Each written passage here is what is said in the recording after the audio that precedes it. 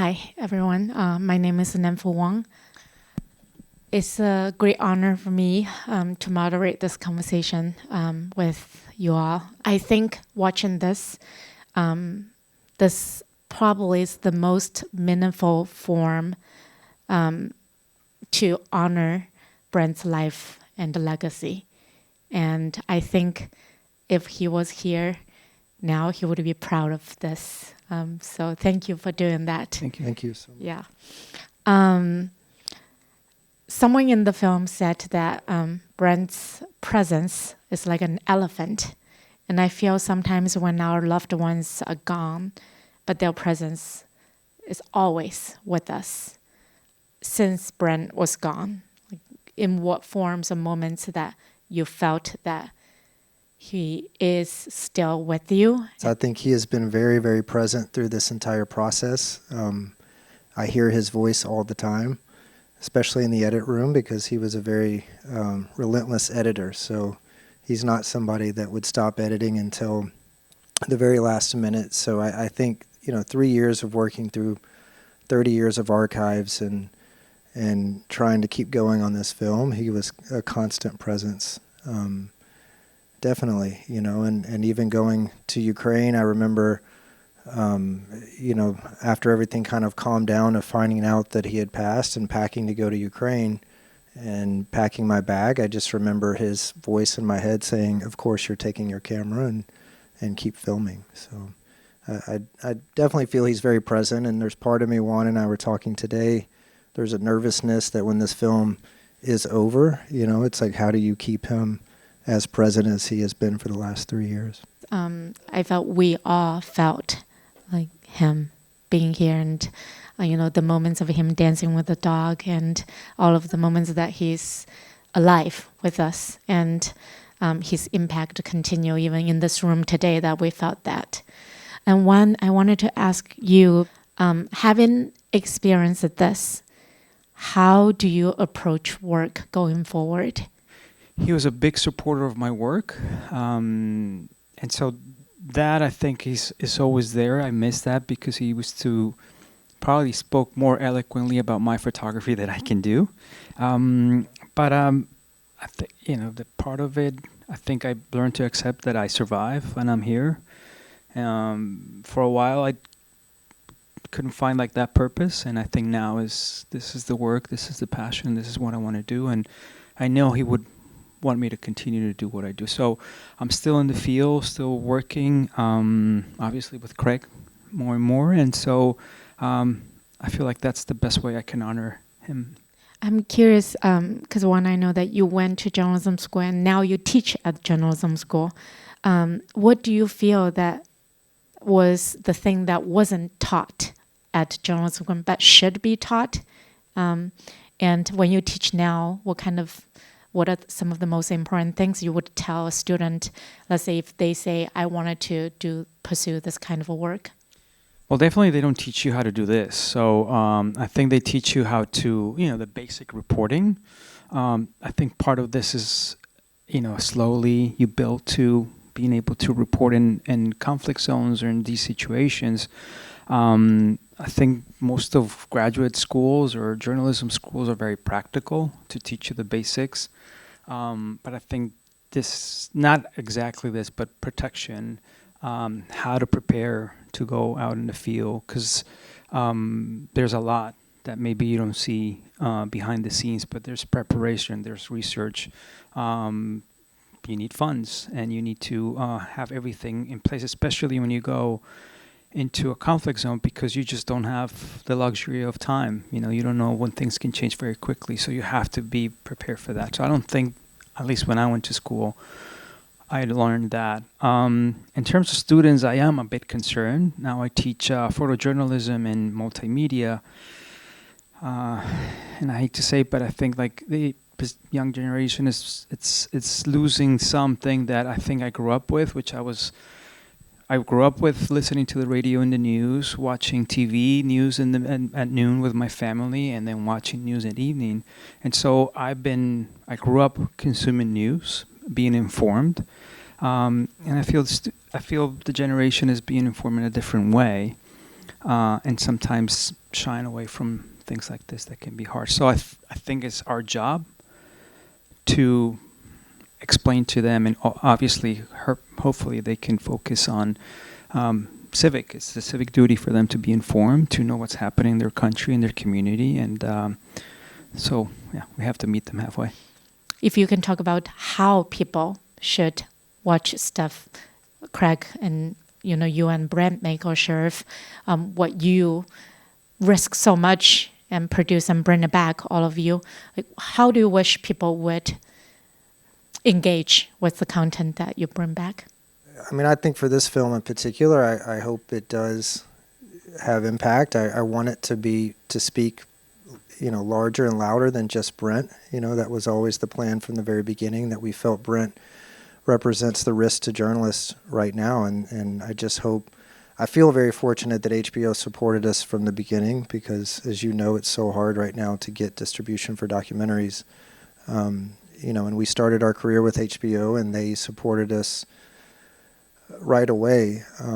So I'm happy about that it will be out and seen. But it's becoming harder and harder. And I mean, we even showed it in Arkansas recently, and you can feel just, attacks on the truth in general. I mean, I'm always surprised when people come up and have conversations and question the truth about some of the stuff that you're reporting on, and that they follow your work. But just seeing the confusion that's being caused in people's minds about what's the truth and not, and that used to be such a simple concept. So I do feel like documentary films are one of the last mediums that I think are still really trusted, and so I hope that through making more documentaries we can keep having an impact. And I'm always consuming, the work of people that are still on the front lines doing this work, like Sharif, and that's the voices that I trust, or people that I know are still on the ground, right up front doing the work. I met Brent and Craig for the first time in 2003. I had just started working with Democracy Now!, which at the time was being broadcast out of the garret of the firehouse. And they were planning to go to Iraq in May of 2003, just as Baghdad had fallen. And I'm very fortunate that my mentor was Amy Goodman, and she was teaching me, but I really didn't know anything. I had just started in March, and they needed someone to help with Arabic, getting them into Iraq. And so we went. And Brent and Craig were such generous, kind, incredible filmmakers. I learned a lot just from watching them, watching the way they never stopped working, never stopped filming, always have the camera on, the types of questions that they would ask for a person to narrate their experience in a certain way. And I've followed, their work over the years. I remember really being hooked by this show called, it was called Dope Sick. It followed two drug-addicted couples in New York. It was really incredible and incredibly hard work to do, to film. And also what we saw, Off to War, a series about, Arkansas National Guard being deployed, and able to produce this kind of raw filmmaking that doesn't have narration, and really brings out the stories. And Brent himself, he just had these, I remember these piercing eyes, big, beautiful, piercing eyes that were somehow also gentle.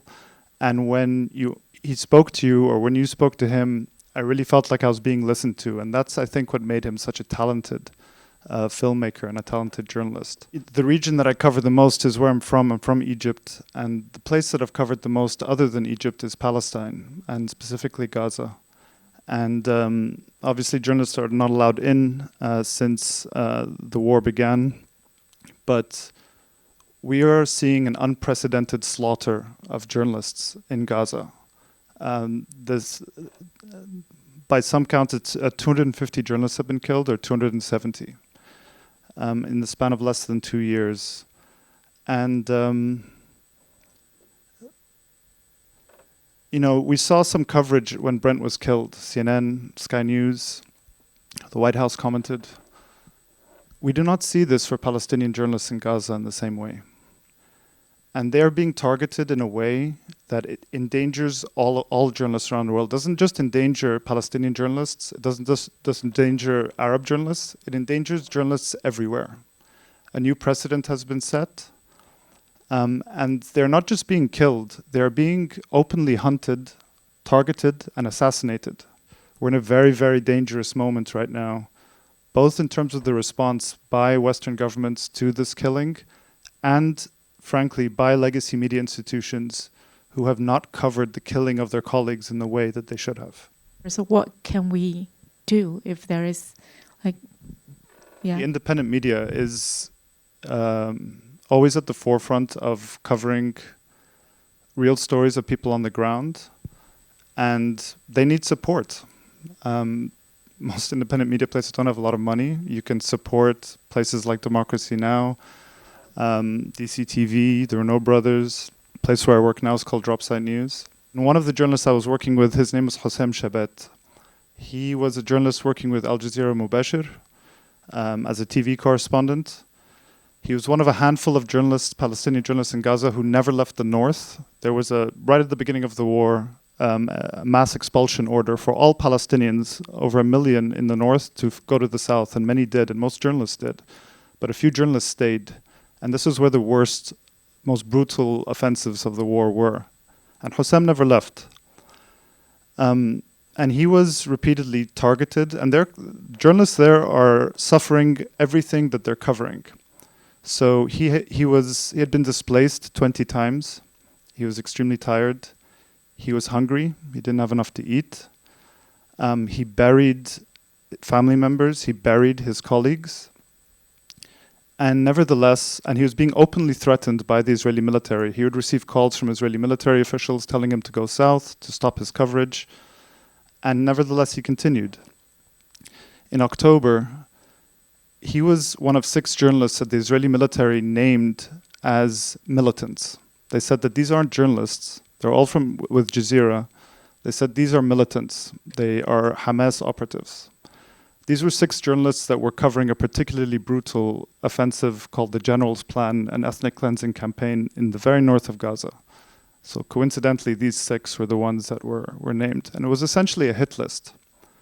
At the time, Hossam told me he felt like he was being hunted. And he continued to work. On March 24th, an Israeli drone strike hit him while he was driving in his car and blew off his legs and killed him. I had spoken to him literally hours before he filed his last story with me.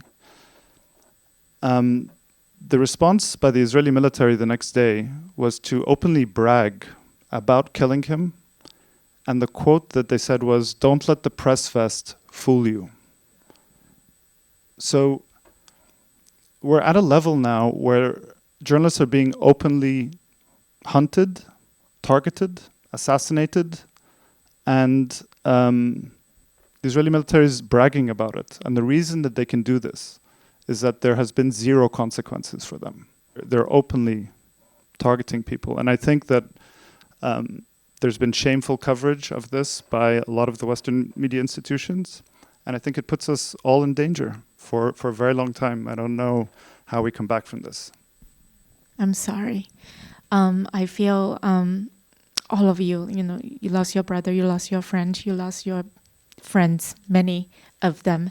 And I feel as we collectively witnessing the violence and yet couldn't stop it. In some ways, we're all complicit.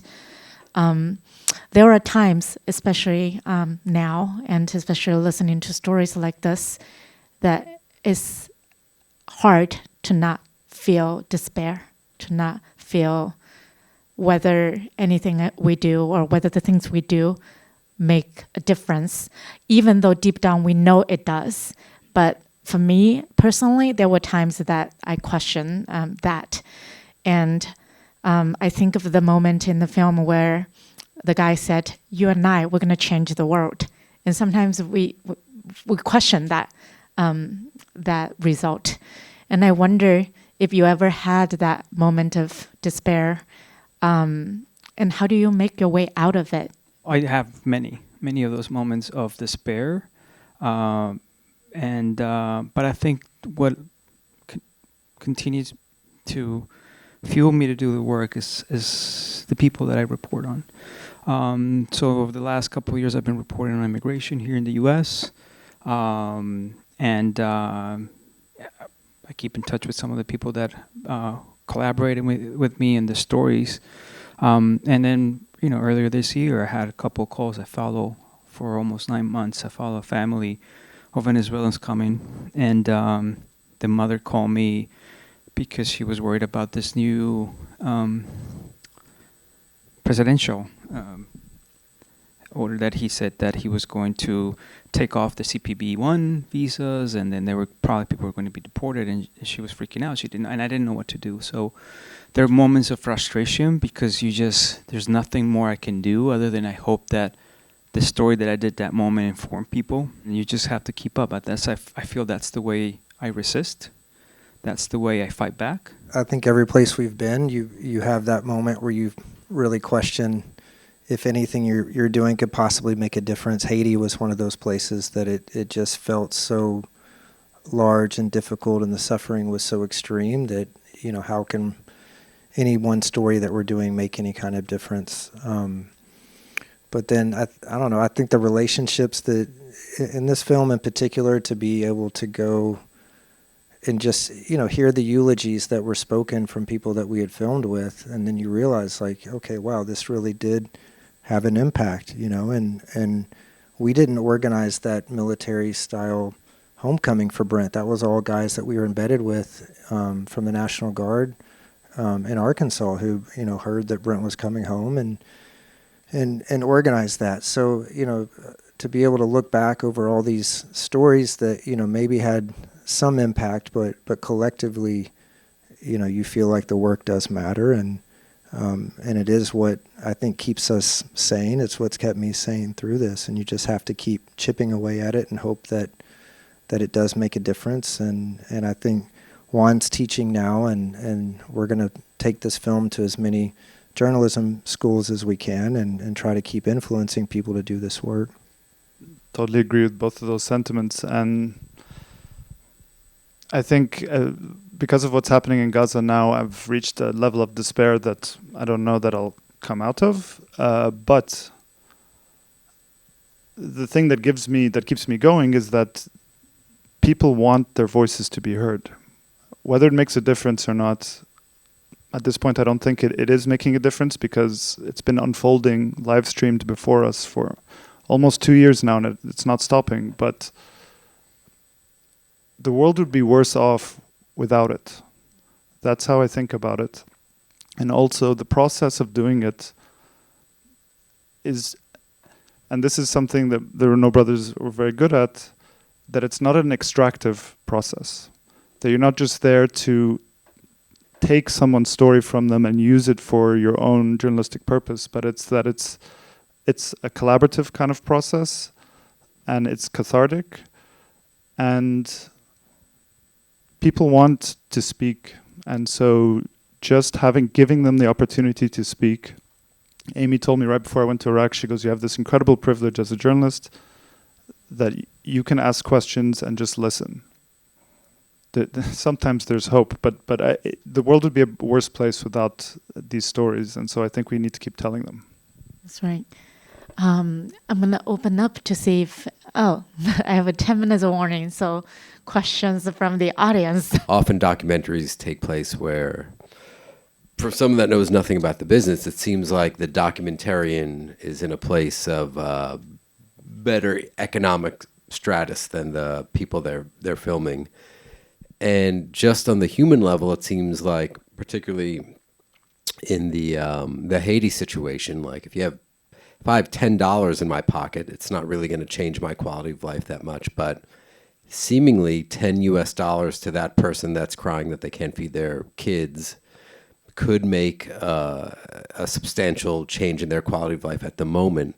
I just always wondered about, like, what is the role of the documentarian, and how do you compartmentalize from engaging with the subjects and giving because you can't give funds to every single person you talk to, I wouldn't think. And obviously documentarians are not Jeff Bezos where they're just bathing in cash. So I just wonder about the process of how you compartmentalize being in those situations and not feeling like you need to give people money, or if that is what really happens once the cameras are off. I think that's probably the hardest challenge as a documentary filmmaker. You're constantly dealing with ethical dilemmas, in real time, and you try to make the best decisions that you can, and sometimes you make bad decisions that come back to bite you, and then other times you make better decisions. I had a situation in Haiti maybe 2 days after the earthquake. I had just gotten there. We found Nestle's family, and they were living on a median in the side of the road. I just remember there was this baby that would not stop crying from hunger and was biting on its fist. Like I'll never forget that image, and it just really, really haunted me. And as we were leaving, just like you were saying, I handed $20 to his mother.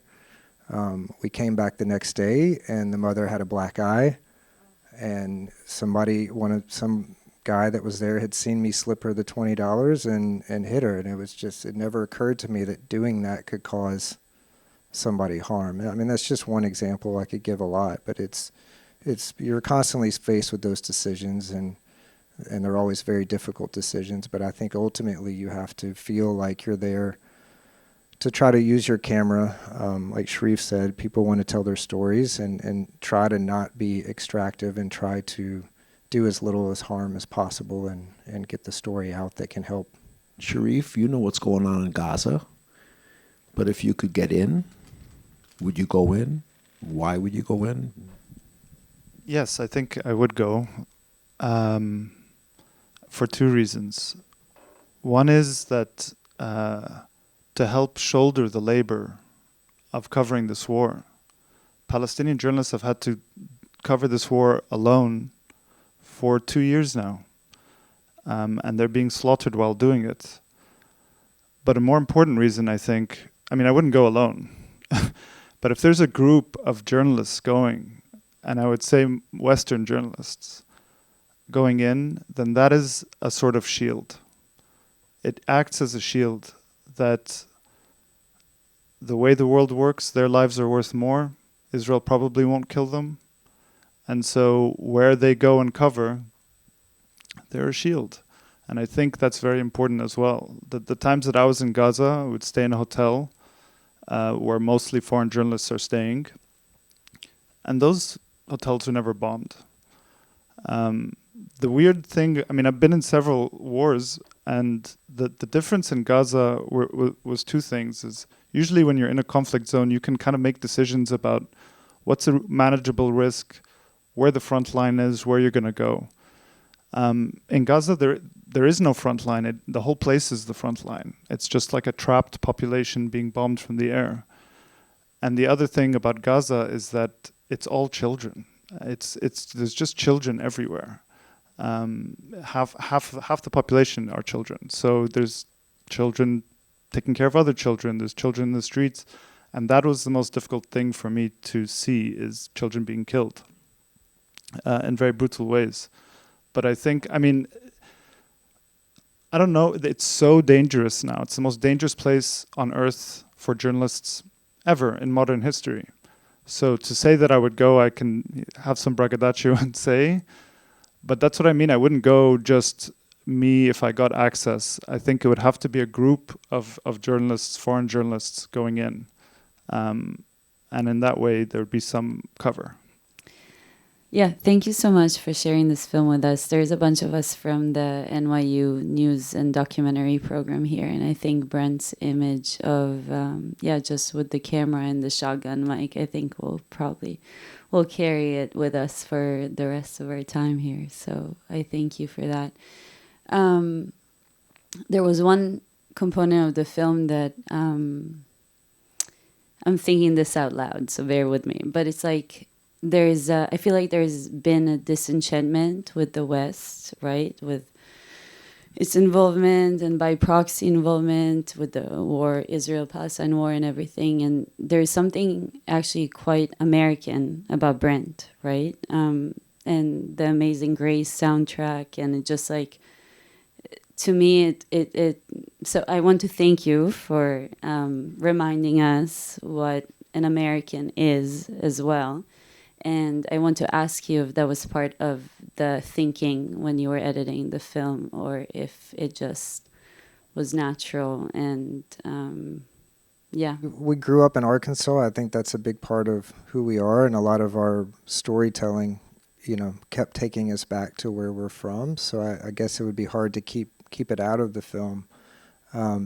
Amazing Grace was something that was at my grandmother's funeral. I think my sister asked Bonnie Montgomery, who performed it. She's somebody that we used to run a film festival in Little Rock for 10 years, and she was a local musician, and so she performed that. And then in the edit room, John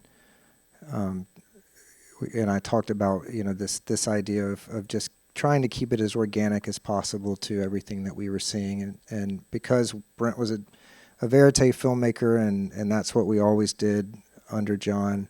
We really wanted to keep this like a pure verite film, and then we had the gift of all this footage from Arkansas. I mean, my mom handed me, these like buckets of Super 8 film that she had kept since we were kids, and what a gift that was to be able to go and have these films of our childhood preserved. And there was just so many things that were just, it felt like it was part of Brent's story that had been mapped out for us. I mean, Juan and I just felt like there was like breadcrumbs while we were telling this story. It's almost as if Brent knew this was going to happen, and so many great things like those eulogies that were given. I can't imagine this film without each one of those little elements. So it was a very difficult edit, but also we had so much great footage to work with, not just in the places we had been, but just in the 1 week that it took to get Brent home. Thank you.